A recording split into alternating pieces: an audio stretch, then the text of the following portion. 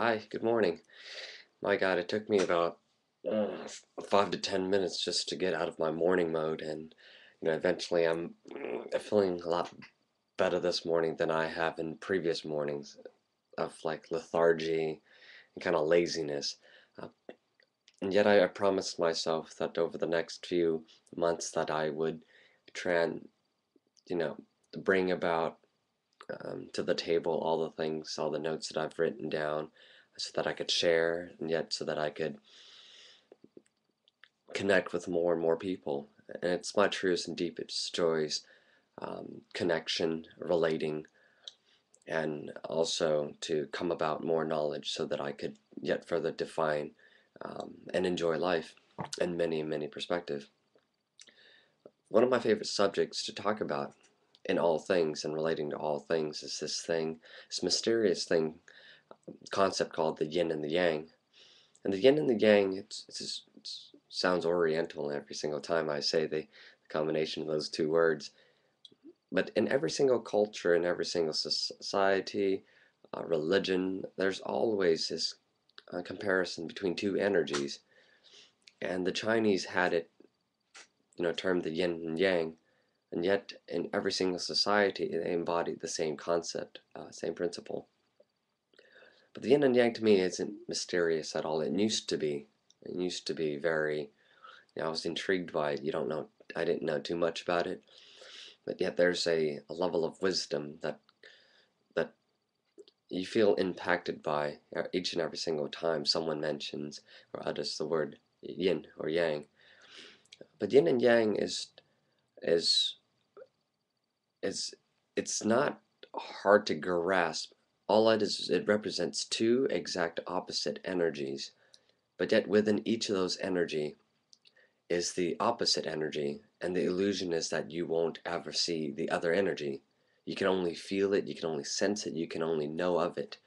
For instance, at least where we stand in our lives, in our society, in uh, our consciousness, the level at which it is currently expanding, but at this particular level we won't be able to see the illusion of the other.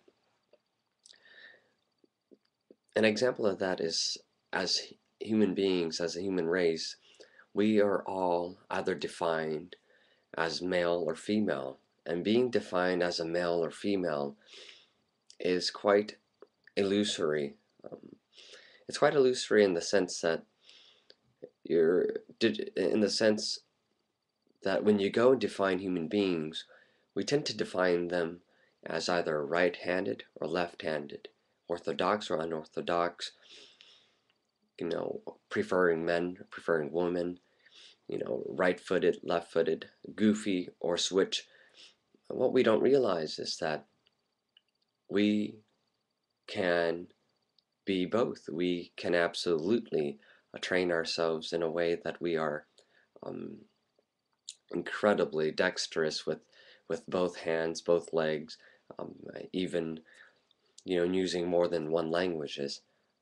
And when you come to practice a lot of these opposite energies, your female and male energies, your being positive and both being negative. Um, practicing being negative, it's a little tough, but if you once were negative, you could just imagine yourself in those, negative perspective.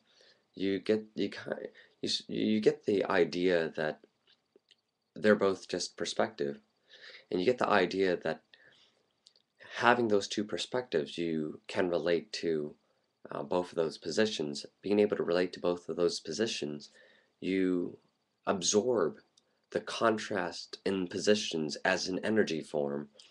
You absorb them as a knowledge form. You absorb a lot of different energy from them.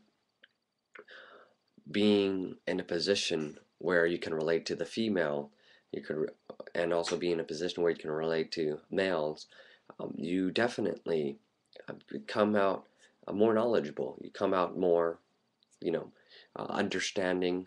Um, you you feel as though you've stepped away from the puzzle pieces, and you're stepping away from the earth plane to just finally discover that the earth is round and not flat. And that's what the yin and yang is all about. It's about understanding that within each and every one of us, there's the opposite energy, and that's always and always has been, always will be the case. Just like if you had always lived at night in the dark, you'll never know the existence of the day. Um, just, an example of that is sort of subterranean creatures that live under the surface.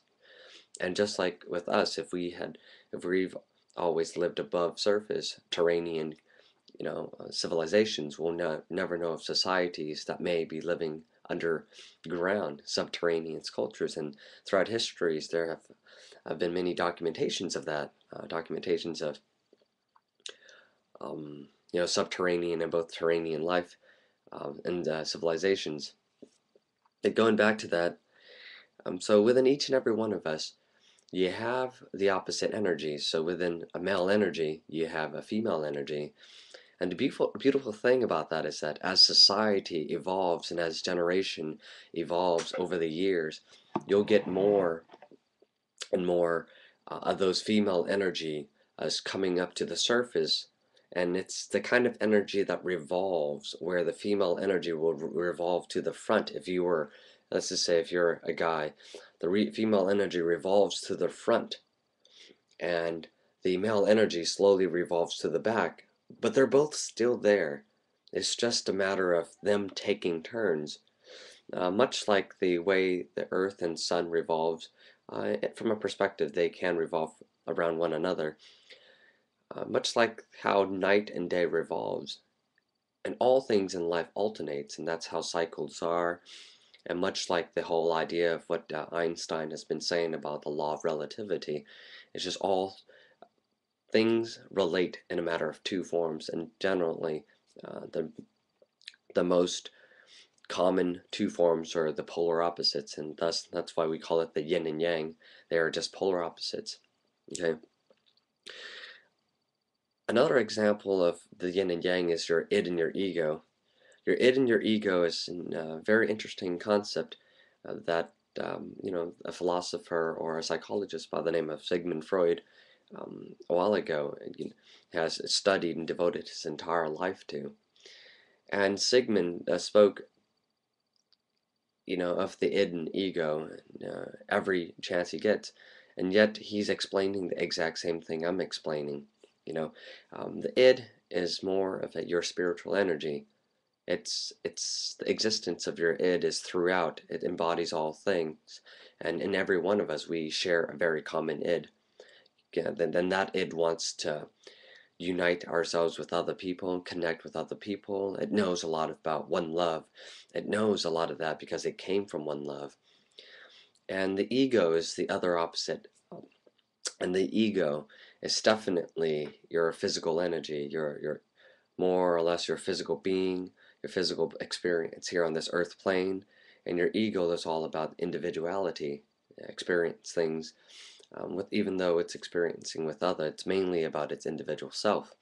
And that says, again, as civilization expand, you have more of your ego energy alternating to the front, and you have more of your id energy subsiding to the back. And it's not an invalid position, nor is it a valid position. It's just the way life is. But as we become more holistic, as we expand consciously, we could either be in control, be aware of our conscious expansion, be aware of energy and the ways in which they alternate, and we'll be able to grasp that, yes, within both of us is the id and ego. Yes, within both of us is female and male energy, and yet within us is both positive and negative energy. When we are fully aware of that, we then become very understanding of what it is to be bad, what it's like to be good. We are very understanding of what it's like to be dominant, what it's like to be very submissive.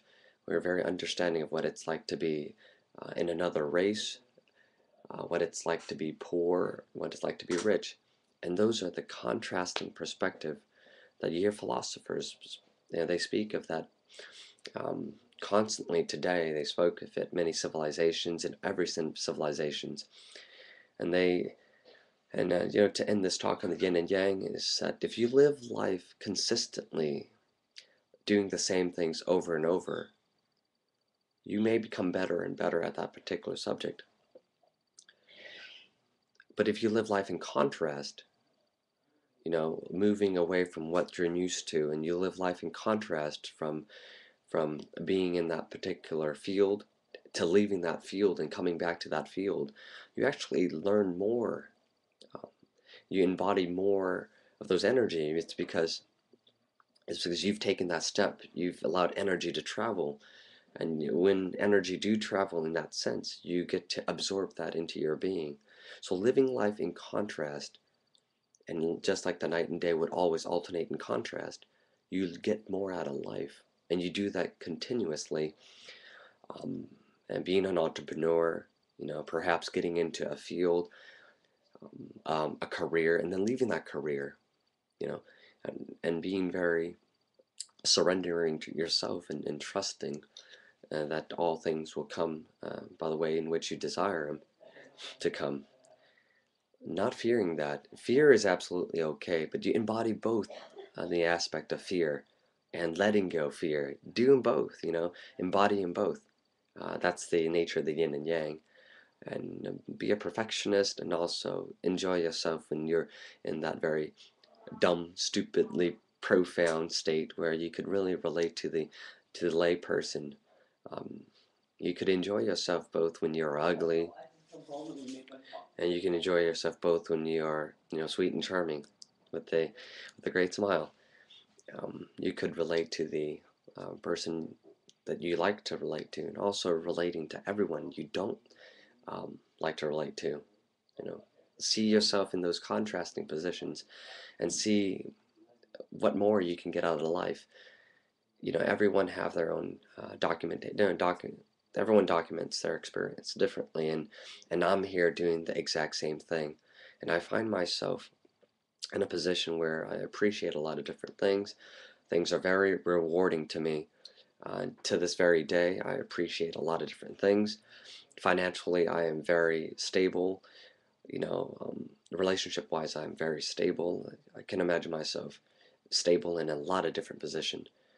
And I want the same for a lot of people, because my goal in life is to connect, not necessarily to help people. I feel as though everyone is in a valid position, in a valid state. All things are just relative, and it's all perspective, right? But I do want to connect with other people. I do love this idea of relating to other people, just like E equals mc squared, that the single formula that could relate to all energy. And that's exactly my mission in life, is to share this whole idea of relativity, the yin and yang, the law of contrast, and the law of harmony. They're virtually all the same thing.